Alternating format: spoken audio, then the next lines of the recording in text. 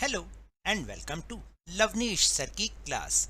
This is Directorate of Education GNCT of Delhi's worksheet number 73, and it is only for class 9 students. It has taken from the subject Social Science, Political Science, and we will learn and understand and continue the lesson Electoral Politics in this worksheet. We'll also discuss the topic political competition in this worksheet. So students, आज की इस worksheet में भी हम आपका जो lesson है electoral politics उसको कंटिन्यू करने वाले हैं और जिस टॉपिक पर आज हम डिस्कशन करेंगे वो है political competition. So without wasting our time let's start and understand with me. Is it good to have political competition? क्या पॉलिटिकल कंपटीशन होना एक अच्छी बात है? चलिए आज इसी पर ही डिस्कशन करते हैं. Regular electoral competition provides incentives to political parties and leaders. देखिए, नियमित रूप से होने वाला जो इलेक्टोरल कंपटीशन है पॉलिटिकल पार्टीज और लीडर्स के बीच में, वो एक तरह से उनके लिए इंसेंटिव होता है, उनको प्रोत्साहन देता है आगे बढ़ने के लिए. क्योंकि अगर ये इलेक्टोरल कंपटीशन नहीं होगा तो वो जीतने की चाह भी नहीं रखेंगे और ना वो अपने अच्छे काम या किसी भी चीज़ को जनता तक पहुंचा पाएंगे. They know that if they raise issues that people want to be raised, their popularity and chances of victory will increase in the next elections. वो जानते हैं कि अगर वो मुद्दे उठाएं जो कि जनता भी उठाना चाहती है तो उनकी पॉपुलैरिटी भी बढ़ती है और अगले इलेक्शंस में उनके चांस ऑफ विक्ट्री यानी जीतने के चांसेस भी और ज़्यादा इंक्रीज होते हैं. But if they fail to satisfy the voters with their work, they will not be able to win again. और अगर वो जनता की या जो वोटर्स के जो भी काम हैं उनको फुलफिल करने में, उनको सेटिस्फाई करने में अनसक्सेसफुल रहते हैं तो वो ये भी जानते हैं कि अगली बार वो जीत नहीं पाएंगे. Our constitution makers opted for free competition in elections as the way to select our future leaders. देखिए, जो हमारे कॉन्स्टिट्यूशंस मेकर्स थे ना, तो उन्होंने क्या किया भाई, फ्यूचर लीडर्स को चुनने के रूप में एक फ्री कंपटीशन को ऑप्ट किया. यानी कि लोगों के बीच में जो भी हमारे कैंडिडेट हैं उनके बीच में ये फ्री कंपटीशन हो, लोगों में जीतने की इच्छा हो, लोगों में काम करने की इच्छा हो, इसलिए उन्होंने इस फ्री कंपटीशन को अपनाया. They did so because this system works better in the long run. और उन्होंने ऐसा इसलिए किया क्योंकि दीर्घकाल में जाके ये सिस्टम बहुत बढ़िया काम भी करता है. But political leaders all over the world like all other professionals are motivated by a desire to advance their political careers. लेकिन जो political leaders हैं पूरी दुनिया में दूसरे प्रोफेशनल्स की तरह वह भी अपने इस पॉलिटिकल करियर को आगे ले जाने की इच्छा रखते हैं. They may wish to serve the people as well. वो जनता की सेवा रखने की चाह भी रखते हैं, but they may not what is required to do so, or their ideas may not match what the people really want. यानी वो ये नहीं जानते कि इसके लिए उन्हें क्या करना चाहिए या फिर जनता एक्चुअली में क्या चाहती है. Now we'll discuss about demerits of electoral competition. अब हम बात करेंगे इलेक्टोरल कंपटीशन के डिमेरिट्स क्या हैं, यानी उसके नुकसान क्या क्या हैं. देखिए, सबसे पहली बात तो क्या होती है, creates a sense of disunity and factionalism in every locality. जैसे ही इलेक्शन शुरू होने वाले होते हैं, ठीक है, तो क्या होता है वहाँ पर आपने देखा होगा उस किसी भी एरिया में इलेक्टोरल कंपटीशन शुरू हो जाता है डिफरेंट पॉलिटिकल पार्टीज़ के बीच में.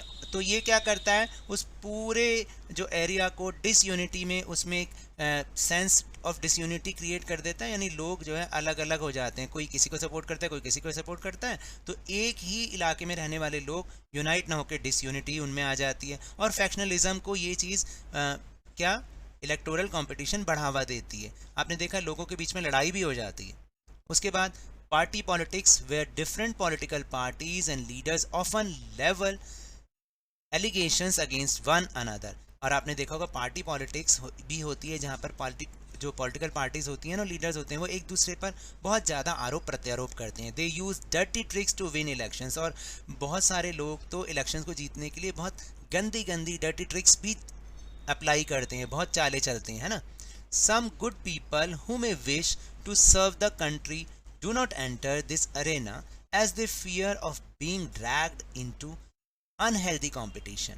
और बहुत सारे ऐसे भी लोग हैं जो कि असली में चाहते हैं, वास्तव में चाहते हैं कि वो देश की सेवा करें, वो देश की जनता के लिए कुछ काम करें, तो इन सारे अनहेल्दी कंपटीशन को देखते हुए वो नहीं चाहते कि उनको भी इन सब चीज़ों में घसीटा जाए, तो इसलिए वो एंटर ही नहीं करते पॉलिटिक्स में.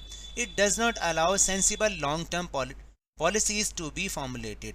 और ये जो है एक सही तरह से काम करने वाली दीर्घकालीन पॉलिसी को भी बनने से रोकता है. मतलब ये जो है सही ढंग से कोई काम करे लंबे समय तक, तो इलेक्टोरल कंपटीशन क्या होता है वो कभी होना ही नहीं देता. यहाँ पर एक कार्टून भी है, अगर आप देख रहे हैं तो इसमें अगर आप देखें कि एक अगर लीडर ये कह रहा है कि भाई मेरे पास योजनाएं हैं, घोषणाएं हैं और वादे हैं, तो वहीं पर एक आम इंसान भी अपनी ताकत को दिखाता है. वो कहता है मेरे पास वोट की ताकत है.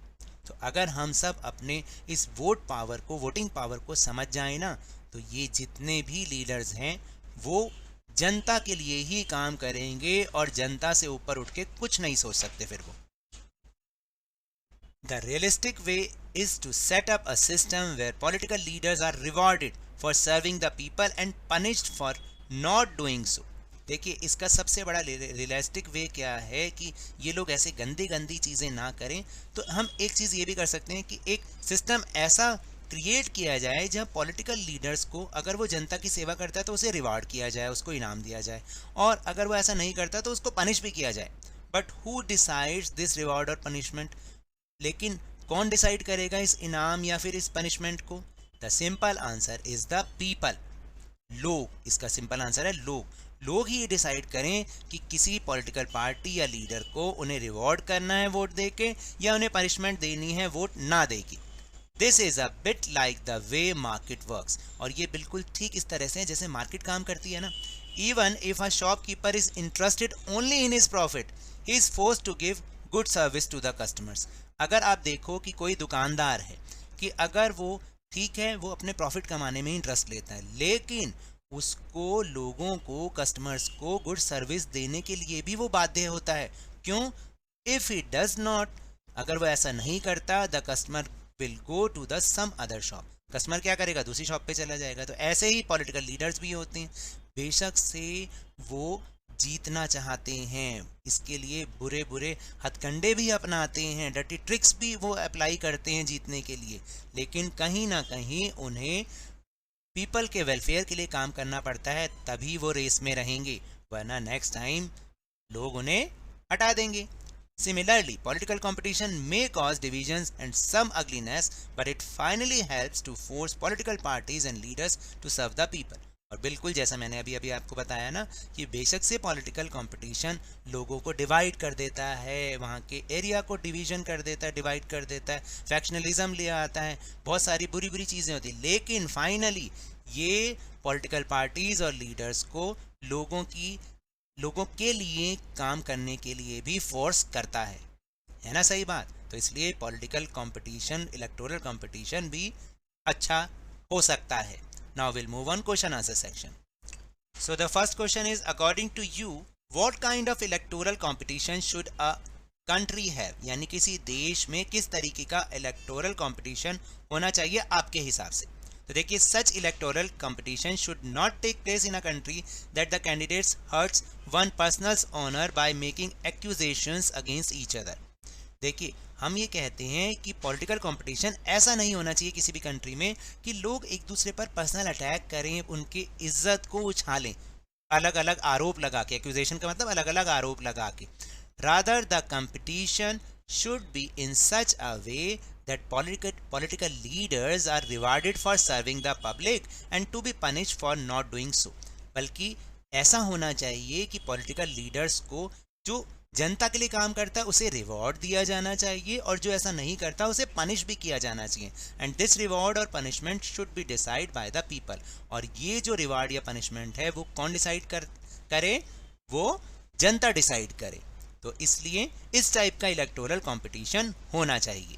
Now question number 2. If a country does not have a electoral competition, can that be called democratic type of election? अगर किसी देश में इलेक्टोरल कंपटीशन नहीं है तो क्या वहां पर इलेक्शन को डेमोक्रेटिक कहा जा सकता है? So the answer may be if there is no electoral competition in a country then it cannot be called a democratic type of election. यानी अगर किसी देश में इलेक्टोरल कंपटीशन नहीं है तो इसको हम डेमोक्रेटिक टाइप ऑफ इलेक्शन नहीं कह सकते, because if there is no electoral competition then the people will have no option to choose. यानी अगर वो कंपटीशन नहीं होगा उनके बीच में तो लोगों के पास कोई ऑप्शन भी नहीं होगी ना चूज करने के लिए.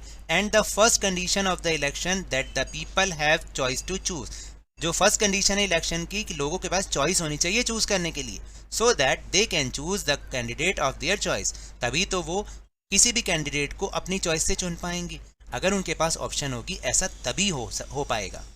Now question number 3, does your parents use the power of vote as reward और punishment to political parties? How? तो आपको ये बताना है कि क्या आपके पेरेंट्स वोट की पावर का यूज करते हैं रिवॉर्ड या पनिशमेंट देने के लिए पॉलिटिकल पार्टीज को, और कैसे? तो answer is yes, my parents use the power to vote political parties as a reward और पनिशमेंट. मेरे पेरेंट्स भी वोट की पावर को यूज करते हैं पॉलिटिकल पार्टीज को रिवॉर्ड या पनिशमेंट देने के लिए. If a political party does not fulfil to its promise और does not work for the welfare of the public, यदि कोई पॉलिटिकल पार्टी अपने प्रोमिस को पूरा नहीं करती या जनता के कल्याण के लिए काम नहीं करती, then it is not voted as a punishment. तब उसको पनिशमेंट के रूप में वोट नहीं दिया जाता. And if a political party does a very good job, always work for the welfare of the public, then they are given votes as prizes, as prize. अगर कोई पॉलिटिकल पार्टी बहुत अच्छा काम करती है, हमेशा जनता के भलाई का काम करती है, तो उसको प्राइज के रूप में वोट्स मिलते हैं. Now question number 4, cite some examples of political competition in your locality during elections. आपको बताना है कि इलेक्शंस के दौरान किस टाइप के पॉलिटिकल कंपटीशन आपके इलाके में होता है. तो देखिए, during elections the atmosphere of political competition is very much seen in our area too. Political जो कंपटीशन है वो इलेक्शंस के दौरान उसका माहौल हमारे एरिया में भी दिखाई देता है. As soon as elections come every political party hold its meeting in our area. जैसे ही इलेक्शन आने शुरू होते हैं तो अलग अलग पॉलिटिकल पार्टी हमारे एरिया में मीटिंग्स करती है, मेक्स न्यू प्रोमिसेस, नए नए वायदे करती है, tries to get the support of as many people as possible, और ज़्यादा से ज़्यादा लोगों का समर्थन प्राप्त करने की कोशिश करती है. Our entire area gets divided into these political camps and everyone supports one or the other political party. और हमारा पूरा इलाका जो है इन पॉलिटिकल कैंप्स में बढ़ जाता है. ऐसा ही होता है ना, कोई कहता है भाई हम इस पार्टी के फेवर में, कोई कहता है हम इस पार्टी के फेवर में, और कोई इस पार्टी को फेवर करता है, कोई इस पार्टी को सपोर्ट करता है. तो पूरा हमारा एरिया जो है वो डिवाइड हो जाता है, जो हमने डीमेरिट ऑफ इलेक्टोरल कंपटीशन में भी समझा था. ऐसा ही होता है ना. So now that's all for this worksheet. अगर मेरे इस तरह समझाने से अब आपको समझ में आने लगा है तो इस चैनल और वीडियो को लाइक कीजिए, शेयर कीजिए, और अगर आप नए हैं तो जल्दी से सब्सक्राइब कर लीजिए. देखिए, आपकी शेयरिंग से ये चैनल और लोगों के पास पहुंच सकता है और उन्हें भी फ़ायदा हो सकता है. बट ये भी याद रखना है, when ever you will go outside please wear your mask. और जब भी आपकी टर्न आए कोरोना की वैक्सीनेशन ज़रूर लगवाएं, क्योंकि कोरोना को तो हराना है और ज़िंदगी को एक बार फिर से सुहाना बनाना है. इसी उम्मीद के साथ थैंक यू वेरी मच.